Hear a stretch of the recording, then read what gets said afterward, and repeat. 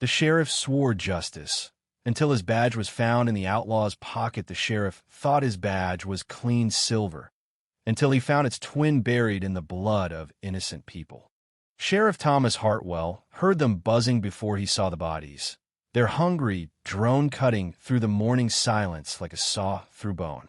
His horse shifted beneath him, nostrils flaring at the smell that rode the desert wind, copper and death, and something else that made his stomach turn cold. The Brennan homestead lay ahead, smoke still rising for what used to be a barn.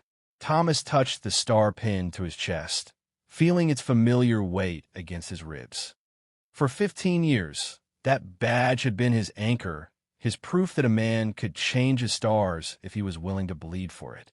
Now it felt heavier than usual, as if the silver itself was warning him of something he wasn't ready to see.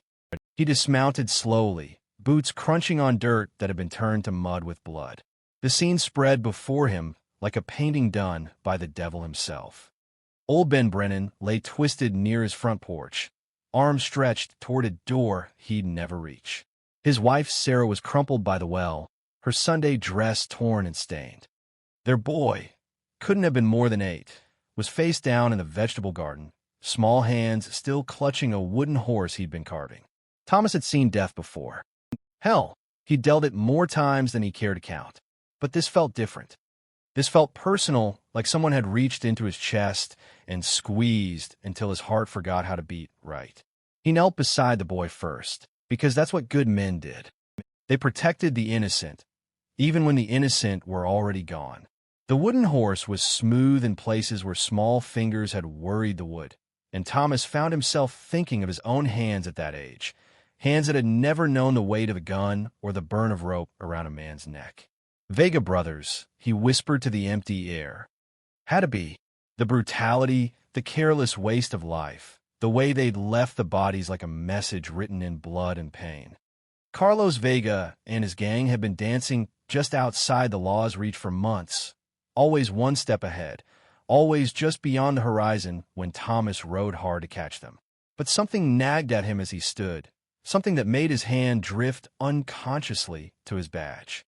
The massacre was too clean in its violence, too purposeful. The Brennans had been poor dirt farmers with nothing worth stealing except maybe a horse and some seed corn. Why waste bullets on people who couldn't fight back? He walked the scene slowly, reading the story the earth told him.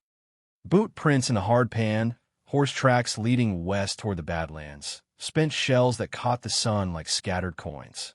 But it was what he found buried near the barn that made his world tilt sideways. Thomas brushed the dirt away with careful fingers, the way a man might uncover a snake he wasn't sure was dead. The metal was tarnished, but unmistakable. A sheriff's badge, 5-pointed star with the same worn edges, the same scratches along the bottom point where it had been dropped too many times on rocky ground. His hand went to his own chest, confirming what his eyes couldn't believe. His badge was still there, still pinned over his heart like it had been every morning for 15 years. But the one in his palm was identical, down to the tiny dent near the top point where a bullet had grazed it during his first year wearing the star. The memory hit him like a fist to the gut. A younger Thomas, hungry and desperate, riding with men whose names were written on wanted posters across 3 territories. A sheriff's office in a town whose name he'd try to forget, and a dead lawman whose badge had felt like salvation when Thomas pinned it to his stolen shirt and rode toward new life. But there had been 2 badges in that office, 2 silver stars that had caught the lamplight while a good man's blood cooled on the floor.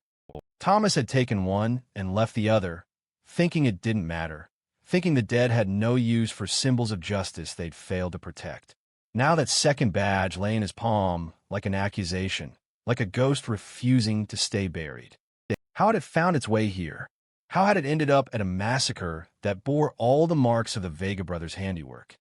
The sun climbed higher, and the flies grew louder, but Thomas stood frozen between the barn and the bodies, holding a piece of his past that shouldn't exist.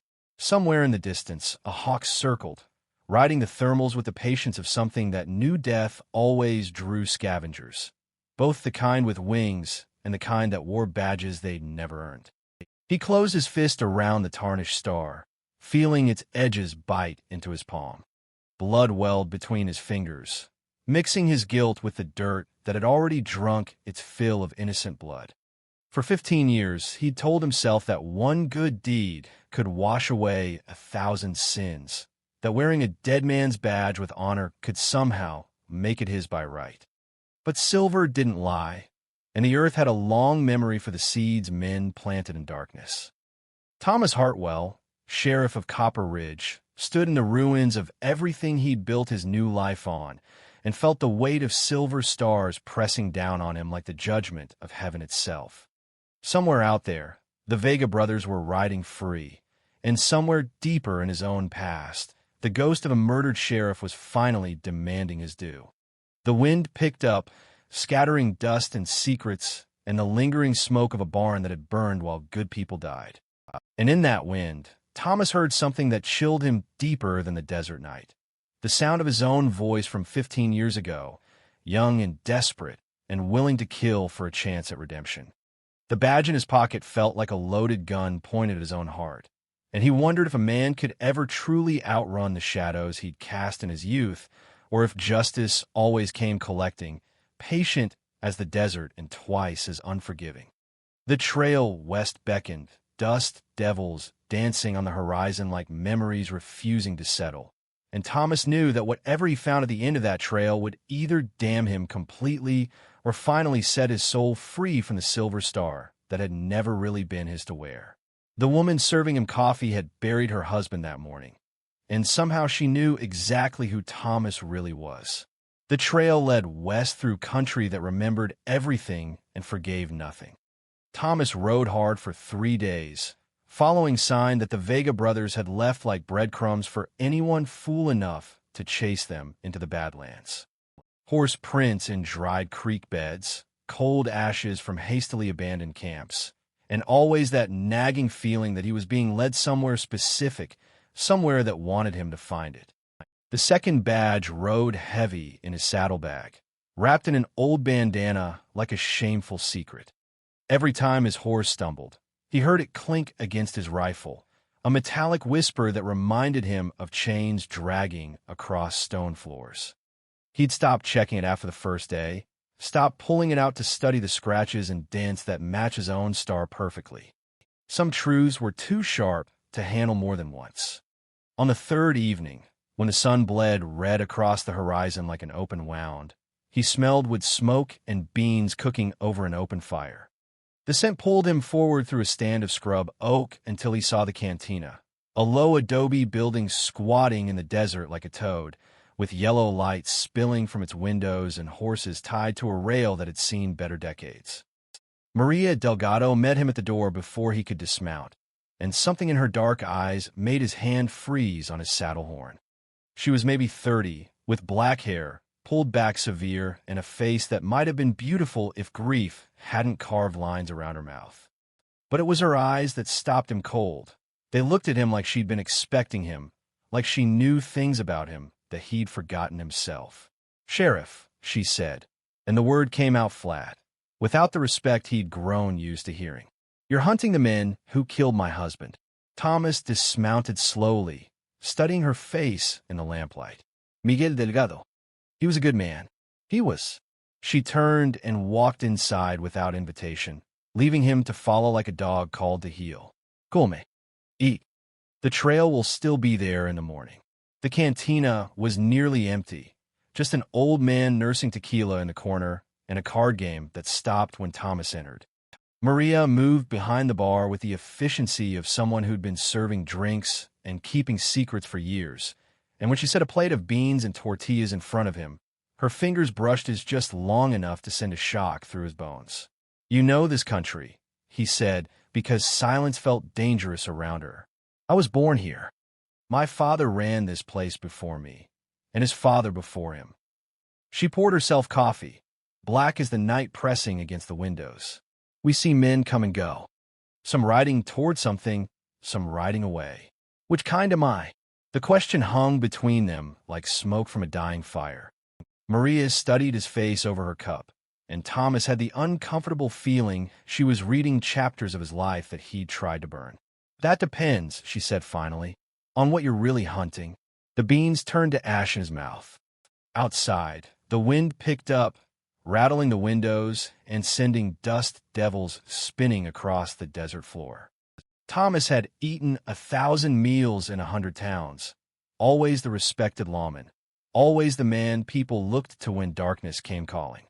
But sitting across from Maria Delgado, he felt stripped bare, like she could see straight through the star on his chest to the blood on his hands. "The Vega brothers killed your husband," he said. "I'm hunting them." Carlos Vega. She spoke the name like a prayer or a curse.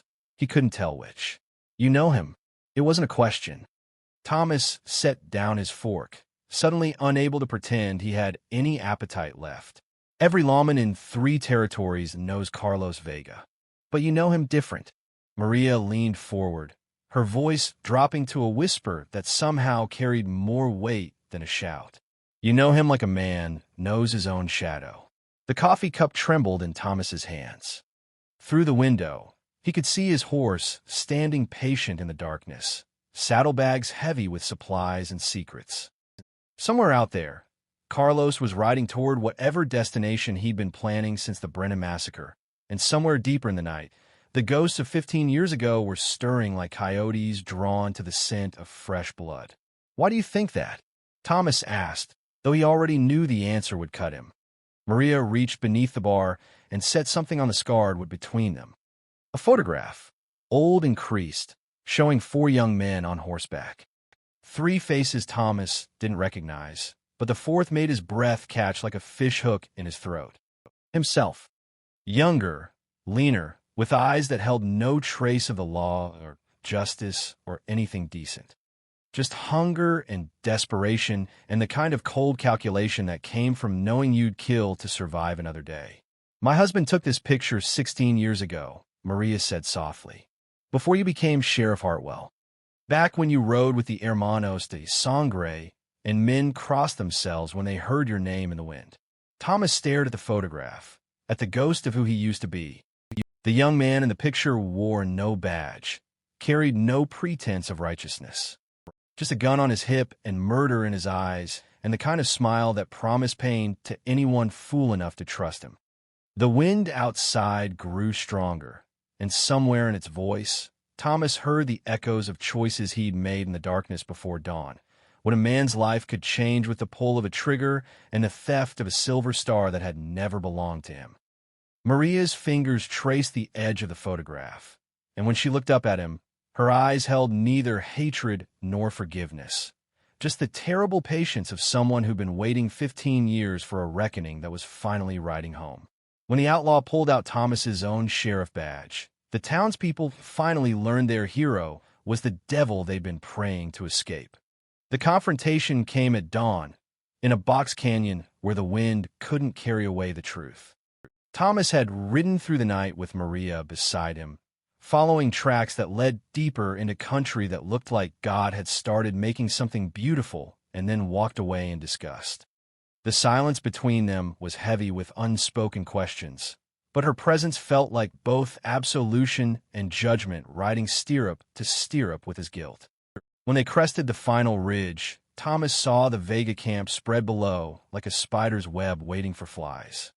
3 men around a dying fire, horses picketed in the shade of red rock walls that rose toward heaven like the fingers of buried giants. And there, sitting on a fallen log with his back to the canyon mouth, was Carlos Vega himself, older now, grayer, but still carrying himself like a man who'd never met a rule he couldn't break or a throat he couldn't cut.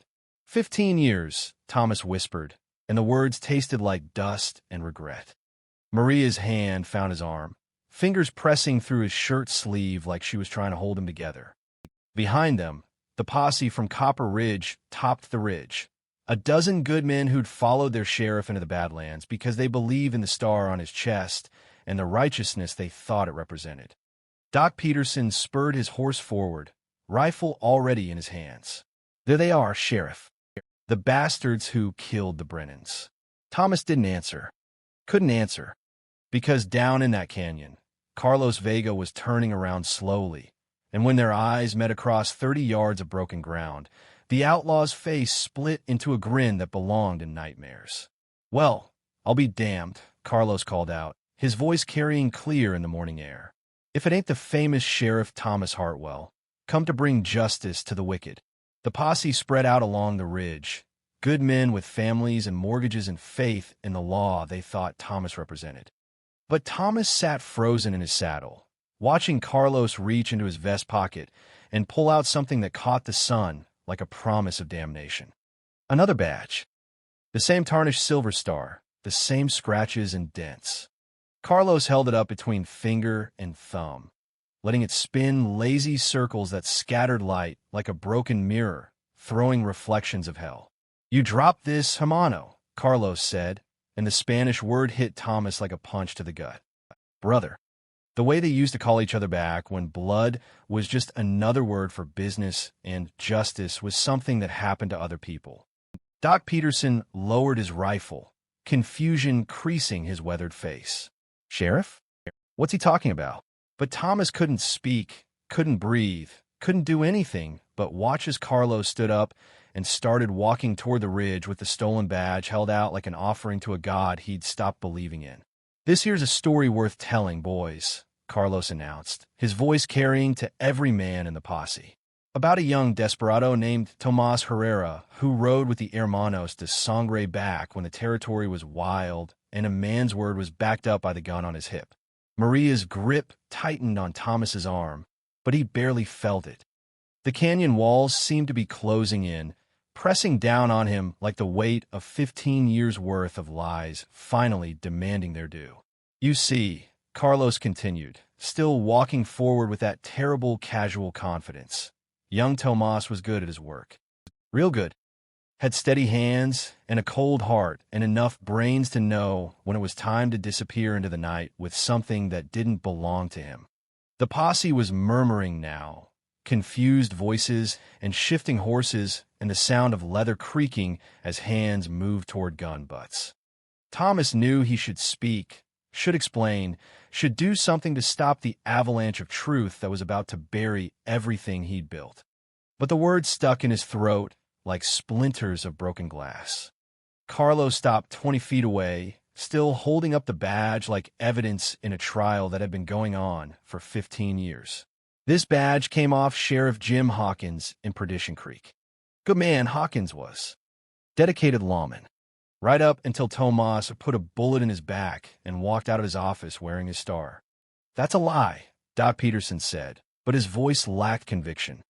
The old man was looking at Thomas now, really looking, and Thomas could see the exact moment when doubt crept into his eyes like poison into a well. "Is it?" Carlos asked. "Then explain this, Sheriff Hartwell."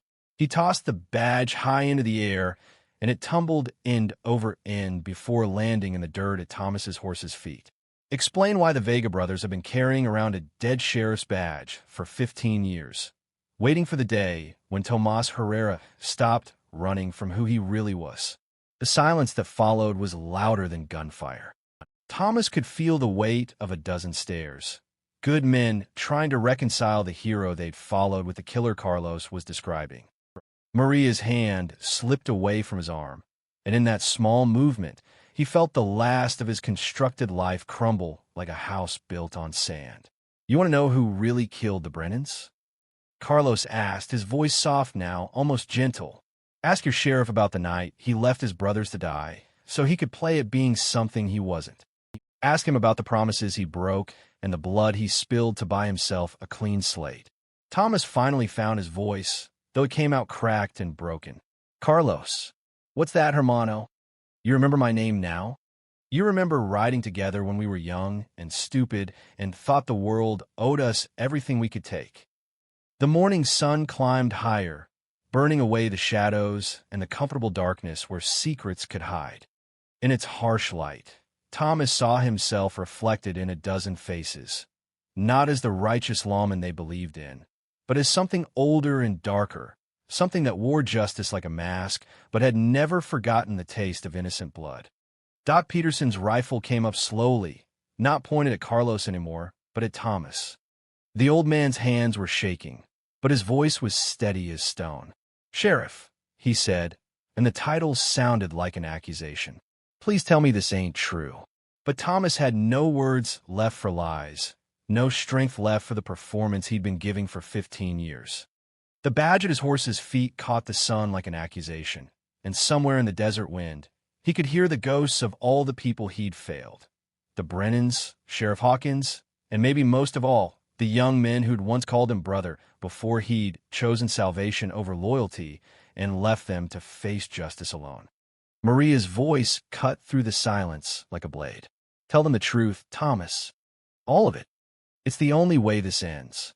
And Thomas Hartwell, sheriff of Copper Ridge, looked at the ruins of his life scattered in the dust and finally understood that some reckonings can't be outrun, no matter how far a man rides or how many stars he pins to his chest to hide the darkness underneath. The sheriff removed his badge for the last time, not to surrender it, but to finally earn the right to wear it.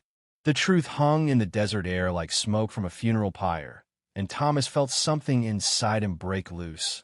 Not his heart, but something deeper, something that had been holding him together with lies for 15 years. "You want the truth?" he said, his voice carrying across the canyon like a confession echoing off church walls. "Here it is, plain as blood in the dirt." He dismounted slowly, his boots hitting the rocky ground with the finality of a coffin lid closing. The posse watched him with the careful attention men gave to rattlesnakes and other dangerous things, but Thomas kept his hands away from his gun. Violence had started this story, but it wouldn't be violence that finished it. "My name was Tomas Herrera," he said, each word cutting his throat on the way out. "I rode with the Hermanos de Sangre for 3 years, and I killed more men than I care to count." Sheriff Jim Hawkins was a good man trying to bring law to a lawless place, and I put a bullet in his back because Carlos here convinced me it was him or us. Doc Peterson's rifle never wavered, but Thomas could see tears cutting tracks through the dust on the old man's cheeks. Behind him, the other members of the posse shifted in their saddles like men trying to wake up from a nightmare that wouldn't end. Carlos laughed, but there was no humor in it, just the bitter sound of a man who'd been waiting 15 years to see his betrayer brought low. "Tell them the rest, Hermano. Tell them how you left us to die when the Rangers came calling." Thomas nodded, because even Carlos deserved that much honesty. "I did. The night before the raid on Perdition Creek, I heard the Rangers planning to hit our camp at dawn. I could have warned you, could have helped you escape. Instead, I took Hawkins' badge and rode south, figured if I was wearing a star when the dust settled, nobody would look too close at where I came from. And we lost everything," Carlos said, his voice dropping to a whisper that somehow carried more weight than a shout. "Miguel and Roberto died in that canyon. Felipe took a bullet that left him crippled for life. And you became the hero, while we became the ghosts haunting your clean conscience." Maria's voice cut through the tension like a prayer in a thunderstorm. "But you changed, Thomas. I've watched you for 3 years, seen how you protected this town, how you risked your life for people who couldn't give you anything but gratitude." "Did I change?" Thomas asked, and the question was directed as much to himself as to anyone else. Or did I just get better at lying? The sun climbed higher, burning away the last shadows where secrets could hide. Thomas could feel the weight of the star on his chest, but for the first time in 15 years, it didn't feel heavy with shame. It felt heavy with possibility, with the chance to finally make it mean something real. "The Brennan family," he said, looking directly at Carlos. "You killed them to draw me out, to force this reckoning." Carlos's face hardened. They were obstacles. Just like Sheriff Hawkins was an obstacle. Just like anyone who stands between a man and what he's owed. "What you're owed." Thomas repeated the words like he was tasting something bitter. "And what am I owed, Carlos? What do any of us get for the blood we've spilled?"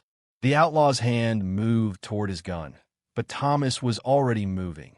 Not drawing his weapon, but stepping forward, closing the distance between them with the deliberate pace of a man walking toward his own execution. "You want justice?" Thomas asked. "Here it is.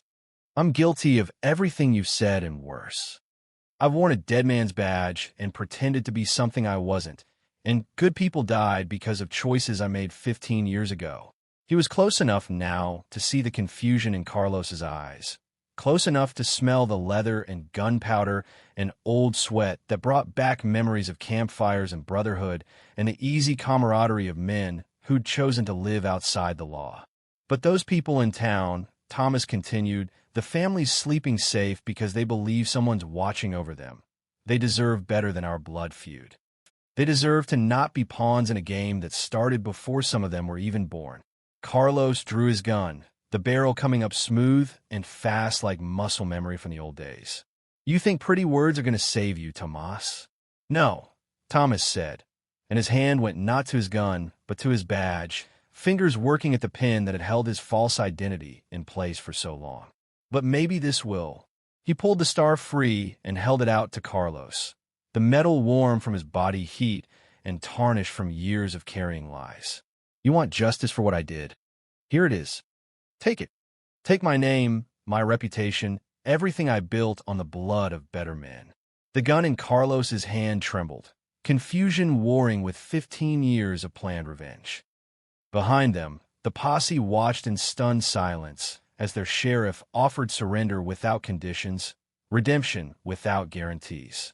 "But first," Thomas said, his voice dropping to the intimate tone of shared secrets, "let me do one last thing as Sheriff Hartwell. Let me stand between you and those innocent people one more time." The shot came faster than thought, Carlos's finger finding the trigger through instinct rather than decision. But Thomas was already moving, had been moving since he'd pulled off his badge, throwing himself sideways and rolling behind the cover of fallen rocks while his hand finally went to his own gun. The firefight lasted maybe 30 seconds, but it felt like the entire history of the West was compressed into those heartbeats. The roar of gunpowder and the whine of ricochets and the desperate mathematics of men trying to kill each other before they could be killed in return. When the smoke cleared, Carlos lay still in the dirt, his gun just out of reach of fingers that would never pull another trigger. Thomas sat propped against a boulder, blood seeping through his shirt from a wound that burned like redemption itself. Doc Peterson was the first to reach him, the old man's weathered hands surprisingly gentle as he examined the bullet hole just below Thomas's shoulder. "It ain't fatal," he said, his voice thick with something that might have been relief or might have been sorrow. "Good," Thomas whispered. "I got things I need to do." Maria knelt beside him, her dark eyes reflecting the desert sun like pools of deep water. When she spoke, her voice carried the weight of judgment and forgiveness in equal measure. "What happens now?" she asked. Thomas looked at his badge, still clutched in his left hand, its surface stained now with his own blood rather than the innocent blood that had paid for it originally. Somewhere in the distance, a hawk circled, patient as time itself, waiting for the drama of men to play itself out so it could return to the simpler business of survival. "Now I face what I've done," he said. "All of it. The people I killed, the life I stole, the years I spent pretending to be clean." He struggled to sit up straighter, wincing as the movement pulled at his wound. "But first, I make sure the town's safe. Make sure there's someone to wear this star who actually deserves it." He held the badge out to Doc Peterson, who stared at it like it was a snake that might bite. "You're a good man, Doc. Better than I ever was. The town needs someone they can trust." The old man shook his head slowly. "Thomas, my name's Tomas," Thomas corrected gently. "Thomas Hartwell was just a story I told myself to make sleeping easier." Maria's hand found his, her fingers intertwining with his bloody ones. "What will you do? Where will you go?" Thomas looked toward the horizon, where the desert stretched endless and unforgiving under a sky that promised nothing but the chance to keep breathing for another day. Somewhere out, there was a life he'd never tried to live, one without lies, without stolen identity, without the crushing weight of pretending to be better than he was. "I'll find out who I really am," he said. "Without the badge, without the lies, without anything but what's left when a man strips away everything he's used to hide from the truth." The wind picked up, scattering dust and the ashes of burning secrets across the canyon floor. Thomas closed his eyes and felt it wash over him.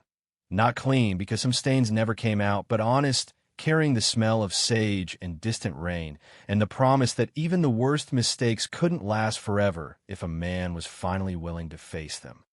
When he opened his eyes again, Maria was still there, still holding his hand, her face showing neither condemnation nor absolution, but something more valuable than either: acceptance of who he really was, darkness and light mixed together like shadow and sun on the desert floor. The hawk above called once, a cry that echoed off the canyon walls and faded into silence. And in that silence, Tomas Herrera, no longer sheriff, no longer hero, but finally, maybe just a man, began the long journey toward whatever justice looked like when you stopped running from it and started walking toward it with your eyes wide open and your hands empty of everything but the truth.